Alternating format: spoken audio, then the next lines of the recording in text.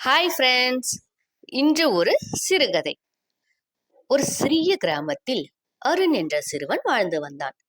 அவன் குடும்பம் மிகவும் ஏழ்மை. அவன் தந்தை தினமும் கூலி வேலைக்கு செல்வார். அம்மா வீட்டு வேலைகளை செய்து குடும்பத்தை நடத்துவார். அருணுக்கு படிப்பில் மிகுந்த ஆர்வம் இருந்தது. ஆனால் வீட்டில் வசதிகள் இல்லை. இரவில் படிக்க விளக்கே கிடையாது. பல நேரங்களில் அவன் தெருவிளக்கின் கீழ் உட்கார்ந்து புத்தகம் படிப்பான்.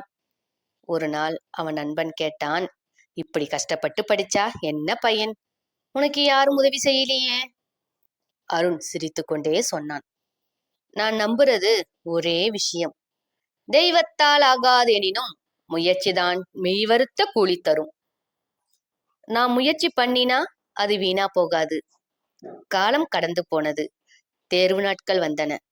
மற்ற மாணவர்கள் எல்லாம் பயந்து கொண்டிருந்தார்கள். ஆனால் அருண் அமைதியாக இருந்தான். ஏனெனில் அவன் தினமும் கடினமாக உழைத்திருந்தான். தேர்வு முடிவுகள் வெளியான நாள் வந்தது. கிராமம் முழுக்க ஒரு செய்தி பரவியது. அருண் மாவட்டத்தில் முதல் ரேங்க். அந்த செய்தி கேட்டதும் அவன் தந்தை கண்களில் கண்ணீர் வந்தது. நாம் எவ்வளவு கஷ்டப்பட்டோம், ஆனால் உன் முயற்சி நம்ம வாழ்க்கையையும் மாற்றிவிட்டது என்றார். அருண் உயர்கல்விற்கான உதவித்தொகையையும் பெற்றான்.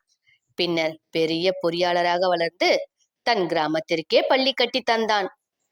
அந்த பள்ளியின் வாயிலில் பெரிய எழுத்துக்களில் ஒரு வாசகம் எழுதப்பட்டது. அது என்னன்னா, தெய்வத்தால் ஆகாதெனினும் முயற்சிதான் மெய்வருத்த கூலி தரும் என்று. ஃப்ரெண்ட்ஸ், வாழ்க்கையில் எல்லாம் நமக்கு சாதகமாக இருக்காது. சில நேரங்களில் உதவி கிடைக்காமல் போகலாம். ஆனால் நாம் முயற்சி விடாமல் தொடர்ந்து உழைத்தால் அதன் பலன் நிச்சயம் கிடைக்கும். முயற்சிதான் மனிதனை உயரத்திற்கு கொண்டு செல்லும் உண்மையான சக்தி. இது போன்ற சுவாரஸ்யமான கதைகளை கேட்க குருலட்சுமி சேனலை சப்ஸ்கிரைப் பண்ணுங்க. சப்ஸ்கிரைப் பண்ண அனைவருக்கும் மனமார்ந்த நன்றி. தேங்க்யூ. பாய்.